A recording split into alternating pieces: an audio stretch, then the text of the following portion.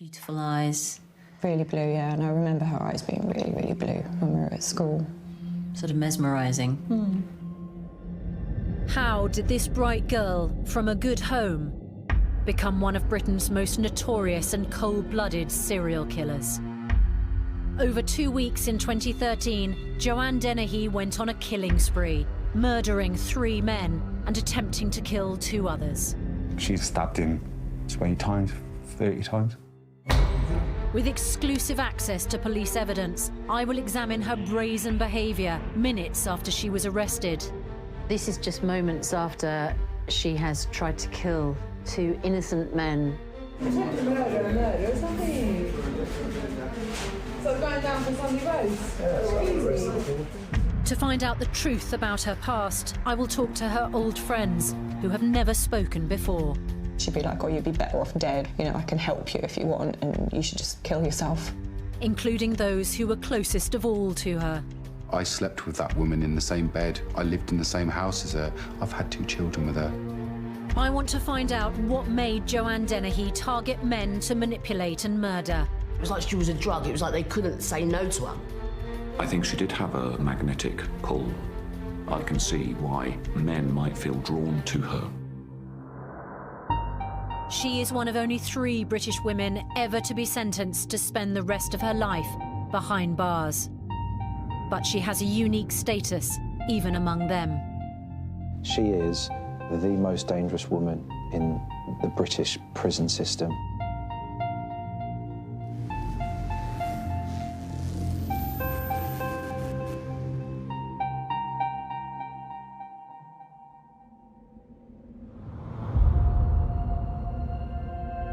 One of Britain's biggest and bloodiest murder investigations began with a simple missing persons inquiry. In March 2013, 48-year-old father of 2 Kevin Lee went missing in Peterborough. I have come to meet the senior detective who took up the case. You must get calls about missing people regularly. What was different this time? Having read the circumstances, it felt wrong. It was just a gut feeling. This was way more than somebody who didn't come home for tea. Martin Brunning's suspicions were confirmed when Kevin Lee's car was found burnt out in the Peterborough countryside. Then, in the early hours of the next morning, a chance discovery changed the course of the investigation.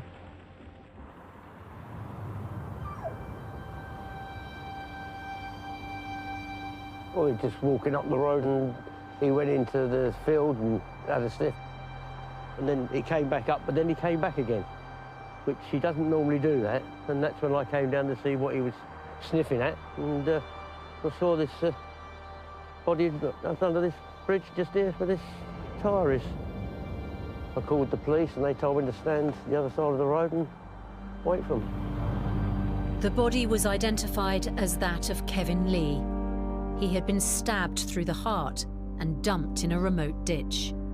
Looking around me in a field in the middle of nowhere, and the usual thought process is, how are we going to solve it? Where's the line of inquiry going to come from? There was one major clue in the way Kevin Lee's body had been found. He was face down and naked from the waist. On his top half was a black sequin dress. First thing that came into my head was, this guy's been humiliated, he's been put in this position. That was the challenge around understanding why this one was different, and it was very, very different. The way the body had been posed had all the hallmarks of a deeply disturbed killer at work. Jeremy Coyd is an expert on the minds of psychopaths. Well, his body was placed in that way to degrade him and get excitement and pleasure from the humiliation of him, even after he was dead. This is a picture of Kevin with my son when he was a baby. He's got a kind face, hasn't he? Yes, yes, he was very kind and very loved man as well. Kevin Lee's family were kept closely informed of the ongoing investigation. When you knew that a body had been found, your hearts must have stopped. You think, please don't let it be him, but if he's missing and a body's been found and his car's burnt out, in your heart, you just know it's him. Yeah. You're struggling with the fact that he's dead and the fact that he's been found in a ditch. Yeah. But he was found in a particular way, wasn't he? That was just the weirdest, most upsetting. Kevin left like that? It's not Kevin. It was it's hard to take in, you know, that your loved one being found in that way. Kevin didn't wear, you know, dresses. And I just kept thinking, who the hell could do such a thing, you know? Police had only one lead. It was likely whoever murdered Kevin Lee knew him. I suspected that somebody had some reason in Kevin's life to do this to him, which begged the question, what's Kevin into? Who's he upset? Who does he associate with? Police looked into Kevin Lee's life. A husband and father of two, he was also a local landlord. Just hours into the investigation, mobile phone data came back, which placed one of his tenants near his burning car. A 30-year-old called Joanne Dennehy. I never anticipated that it was going to be a woman that had done this.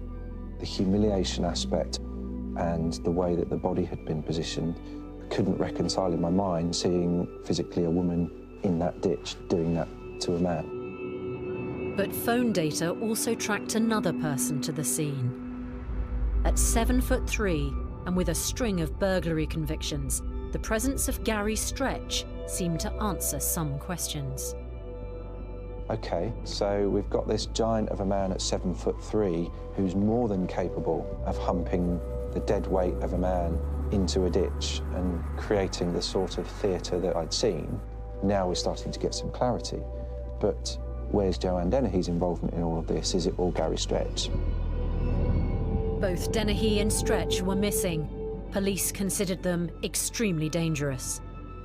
Given what I had seen and the violent nature in which Kevin Lee died, I was really concerned about the risk to the public. They needed to be caught quickly. Police launched a nationwide appeal. Joanne Dennehy and Gary Stretch were now on the run. In 24 hours, they made it as far as Hereford and the flat of an old contact. They seemed unfazed and posed for a series of bizarre photographs, including this now infamous picture. But they had no money, only some stolen goods. So Gary reached out to someone in the area who he thought could help sell them on. I've had a bit of a weird text, and he said to me, look, Mark, I've got some stuff for you. Do you want to come down to my place? I've biked down there, knocked on the door, and then this woman with a star tattoo. She's opened the door. As soon as I walked in, and Joanne's gone right in front of me, pulled a knife out of her bra, and said, you know Gary, he's the taxi driver, he dumps the bodies. I go around killing people. It was not the situation Mark was expecting, but he played along, out of fear for his life. I was terrified. I had to convince her that I was on her side, because I think she would have killed me without hesitation. Despite Stretch's size, it was Dennehy that Mark was afraid of. She was the one in control. Gary was like a dog without a bark, without a bite. She was a Rottweiler and he used a poodle. Mark convinced Dennehy and Stretch he had a contact in Hereford who would buy their stolen goods. And the three of them got in the car. Next 20 minutes, it was like, she kept telling me about where the bodies were. She kept going on about, I want my phone, Gary. And I'm thinking, oh, what's she going on about? And then Gary turned around and said, look, Mark, just let her talk. And then the closer we get to Hereford, we got a fag, Mark. I said, look, I'm going to need cigarettes. And she goes, well, can you take me to the shops?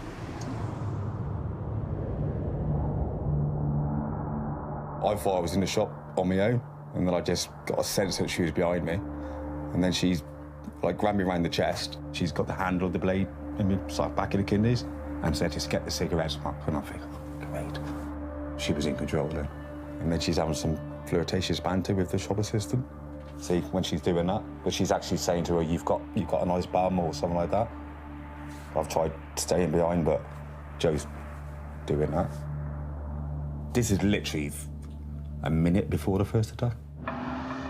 Meanwhile, police were closing in on Dennehy and Stretch. I got a telephone call to say that a Norfolk detective was looking at some CCTV that related to a car driving onto a petrol station forecourt. Woman gets out, fills a basket of groceries, darts out the shop, jumps in the car speeds off. And straight away, we fire that index number into our intelligence databases, and we can see the vehicle travelling southwest along the M5. So the next couple of hours are pacing around, waiting for that phone call to come back to say we've got them. But Joanne Dennehy was on a mission. She had 2 men under her control in the car and was now hunting for more men to murder. Left the shop, and then at the blue she goes, "Right, you need to find me one." I thought she was talking to me first of all. I said, "What do you want about?" And Gary goes, "Oh no, Mark, she's doing her thing." I thought, what? Saw this bloke walking with his black Labrador. Gary's gone, what'll he do? And Joe's gone, yep. And the second she said that, Gary's slammed on the brakes. She's got out. She's just got him. I think struck him in the arm first of all. Stabbed him 20 times, 30 times. He's just walking his dog, for God's sake. The look of shock and surprise on his face, well, yeah, I'll take that to me away. Me and Gary are having a humongous argument. I was trying to get out the door. He's then turned around, gripped me like that. He said, "Mark, there's nothing you can do. You have to let her do her thing." She's now walking back towards me, very calm, very collected. Knife still in her hand. We're driving down the road. Then she said to Gary, "Don't want to do any women, don't want to do any kids. You need to find me a man with a dog. You need to find me a man with a dog." He's pulled over, he's looked for the windscreen and said, what did he do? I know what's going to happen. But this one was 20 times worse than the first one. And she was all over him like a blank. Bang, bang, bang, bang, bang. And then she grabbed the dog, and next minute she sat in the front of the seat saying, "I've got a new dog." And the bloke was trying to crawl around the corner. Yeah, and it was blood everywhere. I thought, gosh, she's killed 2 people. And then she just got back in the car, and Gary went, "Let's go to Tesco's."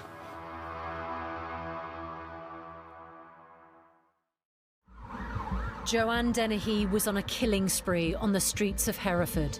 She had stabbed 2 random dog walkers and left them both for dead. Driving her around was her accomplice, Gary Stretch, and in the back of their car, an unwilling passenger, Mark Lloyd. I've seen violence all my life, but not like that. It was just unprovoked. He's only walking his dog. After the second attack, Joanne Dennehy stole the dog of her victim and took it into the car with her.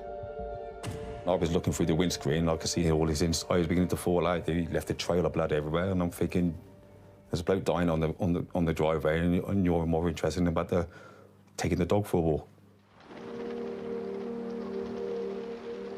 The police had been agonisingly close to both attacks.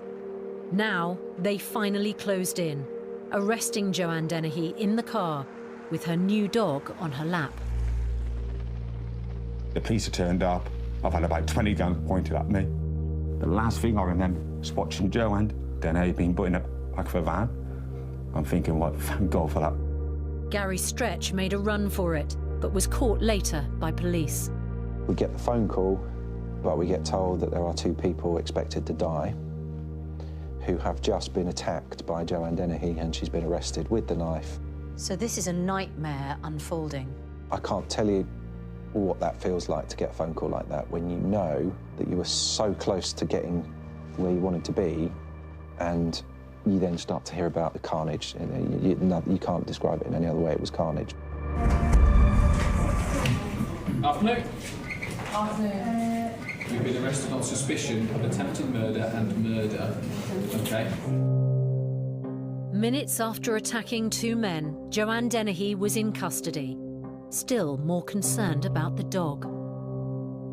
What's the link to the dog? The dog, he's in the kennel at the moment, so... Exactly.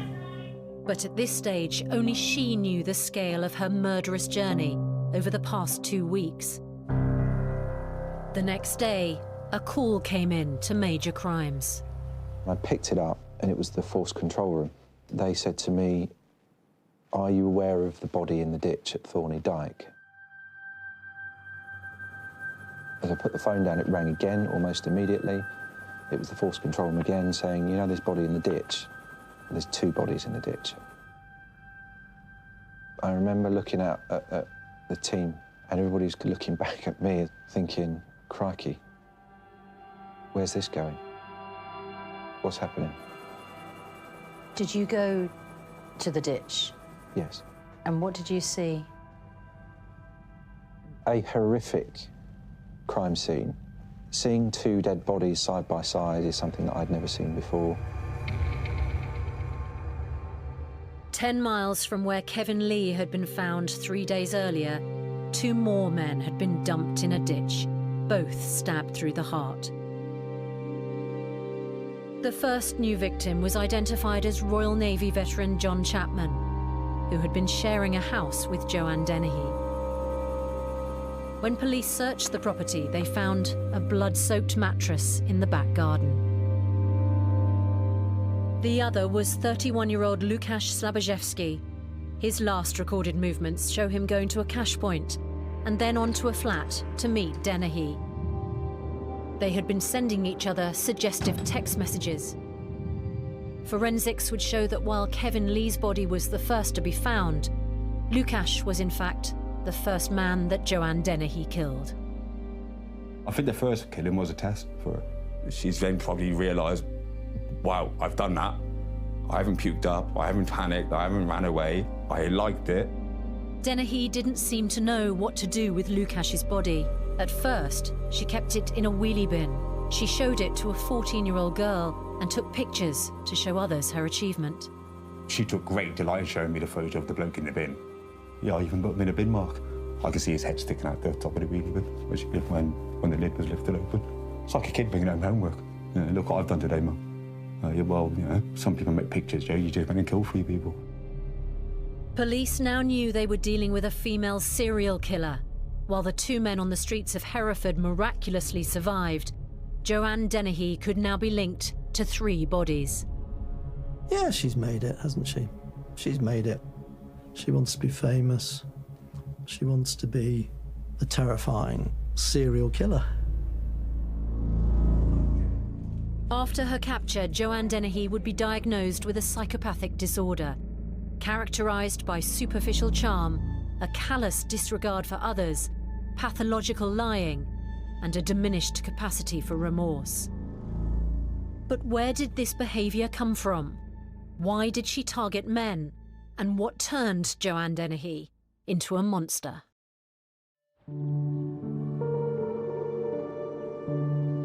I am going back to her past to try and find the truth behind her transformation. Joanne Dennehy grew up here in the picturesque village of Redbourne in suburban Hertfordshire. She came from a decent, stable home and went to a good school in nearby Harpenden. Joanne was close to her younger sister Maria, who would go on to a career in the armed forces. Their mother Kathy worked in the local shop, and their father Kevin was a security guard. In a letter to us, her family describe her as a smart and pretty child and say that in her early teens, butter wouldn't melt in her mouth. But away from home, what was young Joanne really like? Her school friends have never spoken about her before. She was a free spirit. She just didn't give a shit. She stood up for herself. She was bolshy. In that respect, we were quite similar. Vicky Greenwood was Joanne Dennehy's best friend for a while at secondary school. They would walk home from school together and hang out in their local village. So, Vicky, what did you used to get up to down here? A lot of mischief, that's for sure. Swing on the swings, have a little sing-song. We used to be quite naughty and smoke down here and hide from the parents. Just smoking? Smoking, we'd have a drink sometimes. Joanna definitely liked to drink, that was for sure. So we would sneak drinks into school sometimes. How old was she then? She must have been about 14 then.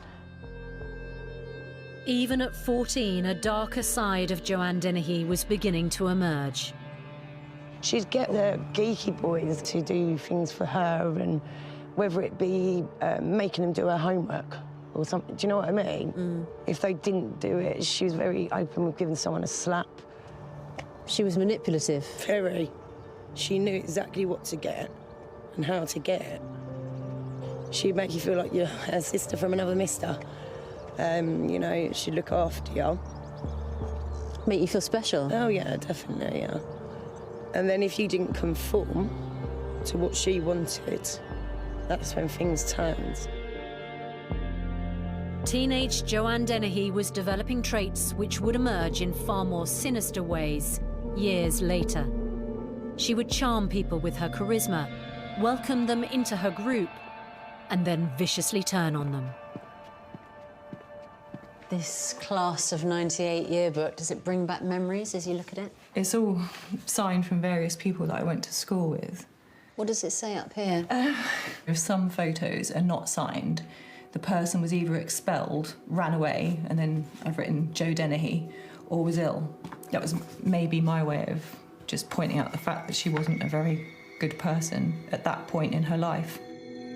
Marika was a close school friend of Joanne Dennehy until the bullying began. What did Jo do? She might say, when you leave school, I'm going to wait for you in this place, and then you're going to get what's coming to you. You lived at school with the constant threat and fear that she might actually follow through. Yeah, on my way home, I was always fearful about going home. I might walk it, like if she said that she'd be waiting for me somewhere, then I'd make sure I just went in even if it took me longer, a different way to walk home from school, just so I didn't have to go past that place. It was always that thought of if I walked down that road or this road, that she might be there, and I don't know what she might do. Did she get a pleasure out of bullying? I think she enjoyed the way it made other people feel. People telling you to, you know, go and kill yourself, like, we don't want you around, and, you know, saying things like that. When they say it enough, you almost start to believe it. Did she tell you to go and kill yourself? Yeah, more than one occasion. She'd be like, oh, you'd be better off dead, or, you know, I can help you if you want, and you should just go and kill yourself. There were times when I was at school that when the bullying was really bad, that I could have quite easily just taken my life. Do you think she knew that you were upset? Yeah, I think it was fun for her.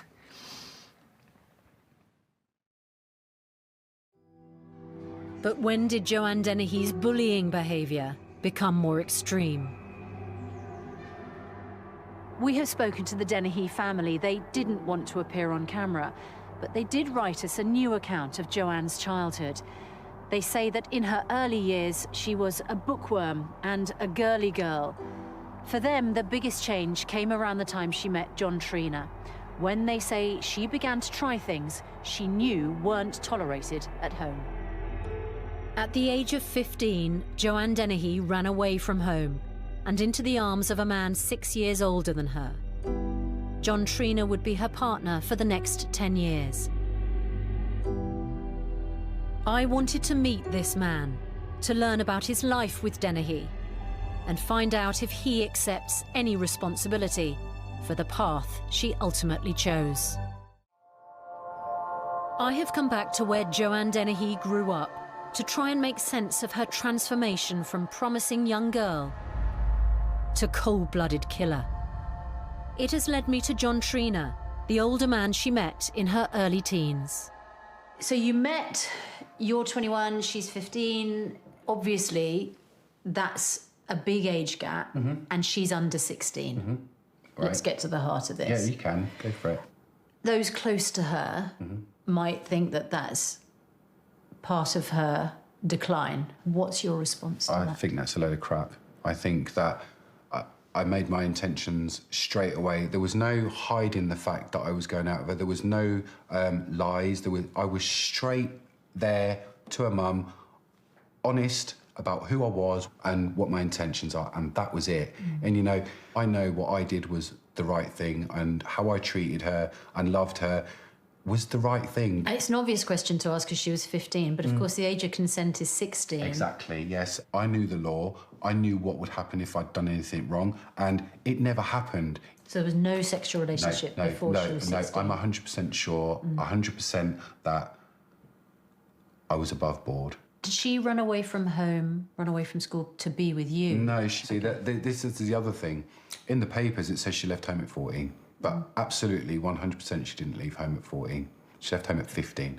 She had come to mine saying she had a big argument with her mum. She doesn't want to be there anymore and she's leaving. And we slept in a garage that night. So that's why we were homeless. We were living in a tent, in a forest, in garages, at train stations. Then it went into a shared house. For Jo, she loved that life. For me, I hated it. She became pregnant at 17. Was that something you discussed? Had you planned to have a baby? I don't recall having a conversation about having a baby. It just happened.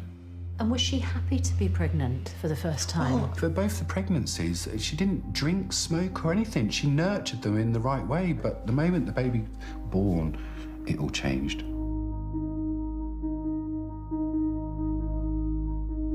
When you see these photographs of Jo... She's stoned there. So she's holding her baby, who is... She's just come out of hospital, and the first thought of her mind is to look at her face. Was she loving towards them? No. They're the bits that, it's offish, arm's length, and she's not very affectionate. She was more about the tough play fighting, throwing them, taking them. What's really strange about all of this is she used to take my eldest daughter down, where she put these men in the dikes, because we lived pretty much near those, and she used to take them down there in the fields, throw in the dikes where the water was, and it was all tough wrestling and throwing stones at cars, and just not the instinct, mothers have.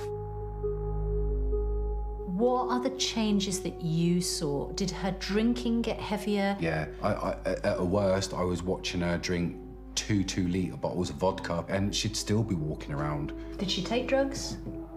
The first time she cheated on me, she come home 6 o'clock in the morning and basically told me exactly how it went, and that she'd snorted cocaine that night whilst doing what she was doing at the kitchen sink. That's what she was about. You see this sort of pattern. You're attempting to make a relationship actually makes it worse. They're just not able to do it. So she can't cope with emotional closeness. She can't cope with children. She numbs herself with alcohol. So many of the things that we see later develop after that point.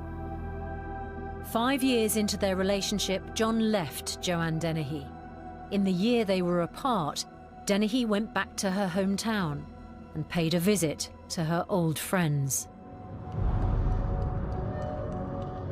I was walking down the lane to go to my house in Redbourne, and she's just appeared out of nowhere, and she comes straight up to me with a Stella bottle and smashed it right on the ground in front of me. And was like, well, you're fucking lucky, Greenwood. She goes, I was going to put a firebomb through your letterbox today. I come to your door. And I mean, that shit me up. Joanne Dennehy was becoming increasingly violent, but John Trina took her back and their second child was born. Then her behaviour became even more extreme.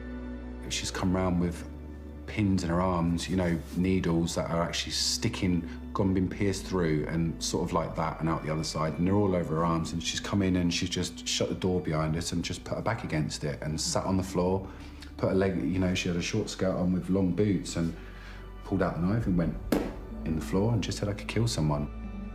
The next day, it's, I'm not being here no more. John Trina moved out with their children, and with them went Joanne Dennehy's last chance of a stable life. She left the area in search of new excitement. Everything that was bad in life seemed to be the magnet.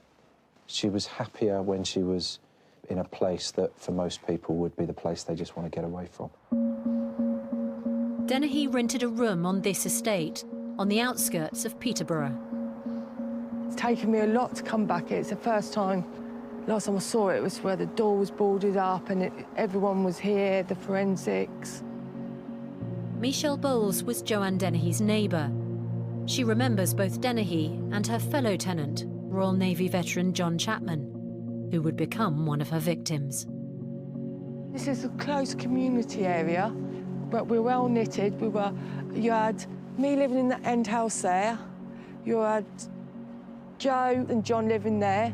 That's Joe's bedroom up there. Believe it or not, it was quite girlified. Like perfumes, photos, everything matching. Do you get what I mean? You wouldn't expect that from her. And it was a really nice room. John Chapman was well liked on the estate and kept himself to himself until Joanne Dennehy arrived. John used to come into the house and say things like, oh, there's a crazy woman moving in. And we say to him, do you want us to have a word with her? And he would say, no, leave it. Most of the time she wasn't there, but when she was there, you knew about it, that she was there. You know what I mean? You was like, oh, keep my mouth shut now. It was only after Dennehy's arrest for murder that police discovered a possible motive for intimidating John Chapman. It came down to a link between Joanne Dennehy and their joint landlord, Kevin Lee. He was using her to basically intimidate people to paying their rent. Carla White lived in a nearby flat, also owned by Kevin Lee. One guy, he was only young, and she punched him, knocked him clean out. Bless him, and he literally packed his bags and moved out the next day. She was going round and basically just being a nasty piece of work. By this stage, Dennehy was known to police. She had spent time in jail and had convictions for theft, drugs, possession of a blade, assault, and owning a dangerous dog. Carla White vividly remembers their first meeting. I walked in to the house. Kevin was there, and he was like, this is Joe. I was like, oh, hello, I'm Carla, pleased to meet you. She went, I don't give a fuck who you are, and put her hands around my throat. I then pulled a hammer out of my bag and tapped it against her cheek. And I just said, my darling, I said, I'm a girl that's got nothing to lose. If you put me down, you best make sure I don't get back up. And if I get back up, you better run. And then she just slowly, very slowly, just took her hands from my throat, like that, and just walked away. I'm getting a clearer picture of the person Joanne Dennehy had become in the build-up to her murders. She'd chosen a world of chaos and a dangerous lifestyle of drugs, violence, and increasingly extreme sexual behaviour. I've spoken to one guy that said he woke up and she was carving him in his back because she wanted to know what it was like. I had another guy that said that he had to punch her while they was having sex, and she kept saying, harder, harder, harder, harder. I did warn Kevin, look, I don't know what is going on between you and this girl, mate. But I said, well, my exact words were to him were, you're playing with fire and you're going to get burnt. Police went on to discover evidence that suggested an even closer connection between Joanne Dennehy and Kevin Lee. When you hear the reports or the stories or the allegations that they were in a more intimate relationship, do you just not believe that? Because you can't believe that of Kevin. I think even if it was like that, I think he was probably being coerced, exploited, probably frightened himself, you know. That wasn't our Kevin. He was coerced by a monster. Joanne Dennehy did have a bizarre relationship with men. She targeted and killed them. She used them to help her commit her crimes. But crucially, she knew how to charm them.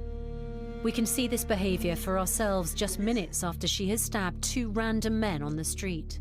Joanne Christina Dennehy. Joanne, you've been in custody before, Joanne? Yes.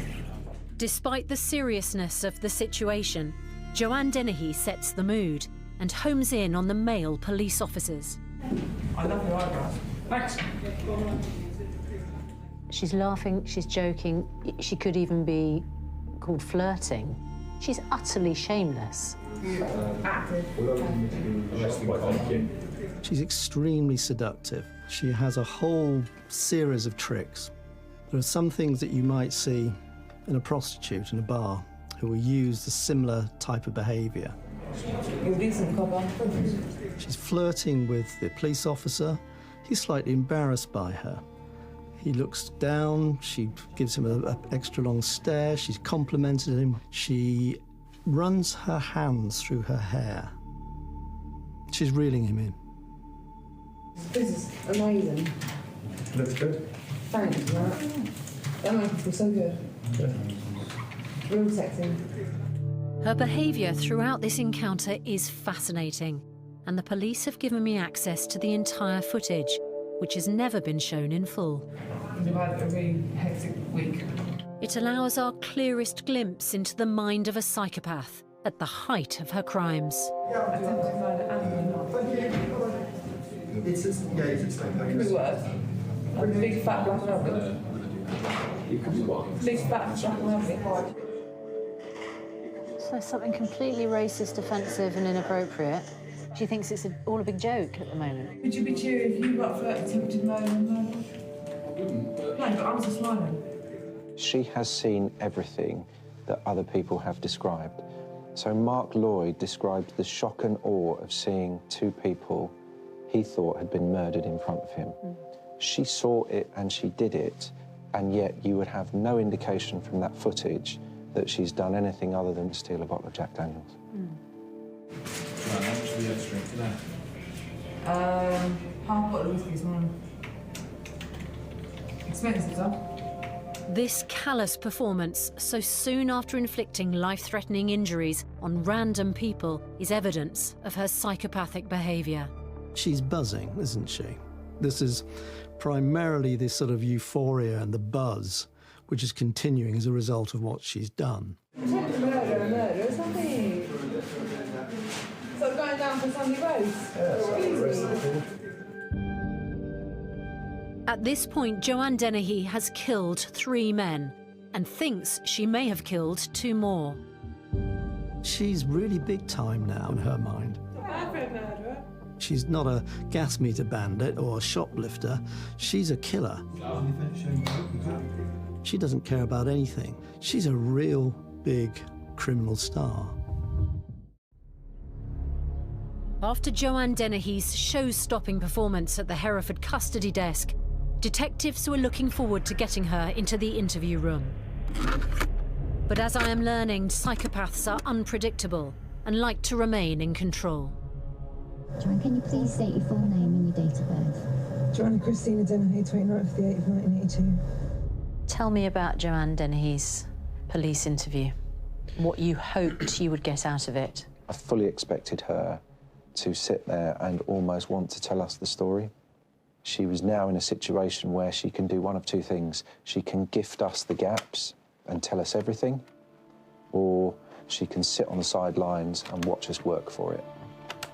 Did you murder Lushkash Slavijeski? She's got nothing to say in all of the interviews. She gives no explanation. She gives us nothing to work with. Did you murder Kevin And her behaviour was quite different from the custody office. So that elated, happy-go-lucky almost, I'm not taking this seriously, I'll have a laugh and a joke with you personality was quite different. Did you murder John Chapman? Despite her silence, police had enough to charge Dennehy, and she was sent back to custody. Behind the closed doors of her cell, the real Joanne Dennehy re-emerged. My first meeting with Miss Dennehy came completely out of the blue. My clerk said to me, there's a lady who's in Cambridge Magistrates Court. She's being charged with 3 murders and 2 attempted murders. Most of the time, people who are charged with murder, they're nervous about the situation they're in. She wasn't like that, and that's what makes her unusual.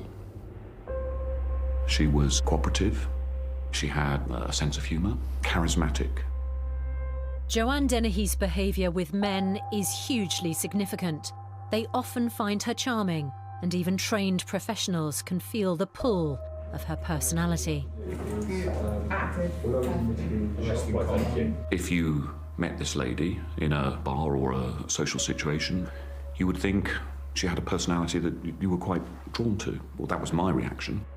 It was so unusual that I initially wondered whether I'd actually gone into the cell with the right client.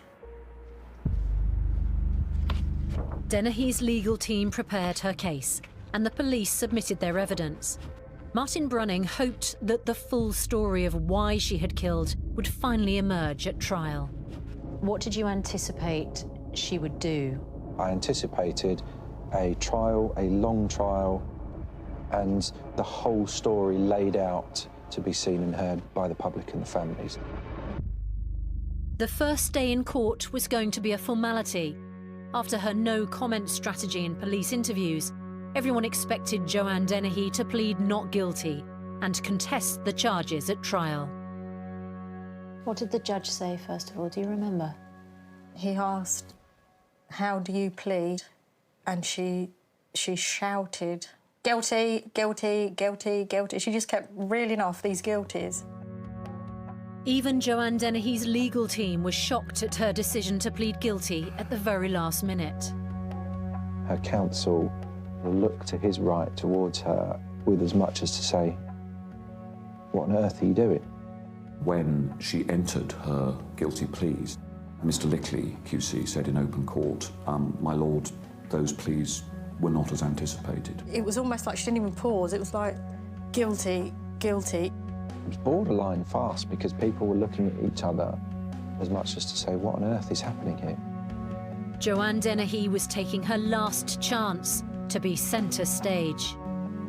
I think she saw that opportunity to plead guilty completely against the knowledge, expectation or advice of her counsel, and she knew that it was the last chance to shock and awe, and she shocked and awed. It was a piece of dramatic theatre. It was completely theatre. All I can say about Miss Dennehy is that she was going to do what she wanted to do. She was always in control. Gary Stretch's case went to trial. He was found guilty of attempted murder and sentenced to life with a minimum of 19 years. Mark Lloyd was told he had no case to answer. Joanne Dennehy became one of only 3 British women, after Rosemary West and Myra Hindley, ever to be told she would spend the rest of her life behind bars. She's currently serving her sentence at Bronzefield Prison, where she's plotted violent escape attempts and reportedly threatened other inmates. She is the most dangerous woman that I've ever met, and the most dangerous woman in the British prison system. While I can't show them due to legal reasons, I have seen letters she's written to multiple men outside prison, winning them over with intimate details of her life and teasing clues about her crimes. It seems Joanne Dennehy may never stop manipulating men. There is something deep in her psyche that does indicate a deep hatred towards men. Men I have spoken to who have met Dennehy talk of a similar experience when in her company. I hesitate to say this, you know, it's difficult, but I think she did have a magnetic pull, and I suppose I can see why men might feel drawn to her. They said it was like she drugged them, even though she hadn't, but that's what it was like. It was like she was a drug. It was like they couldn't say no to her. That's a glimpse of the psychopathic behaviour that she's used at times in the build-up to her crimes. She would flirt with men to get men to do what she wanted.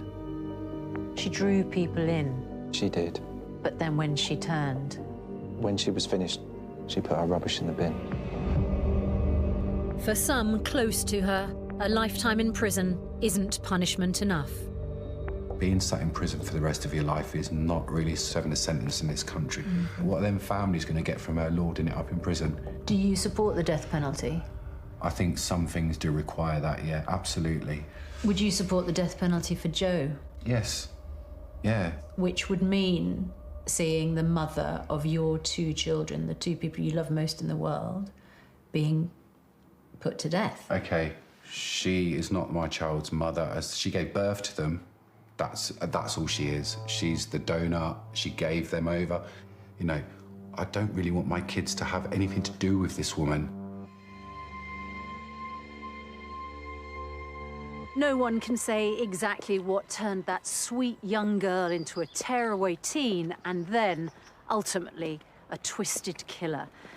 But what is clear to me is that so many people still have to live with the legacy of what she did, from her friends of 20 years ago to the families of the men she brutally murdered.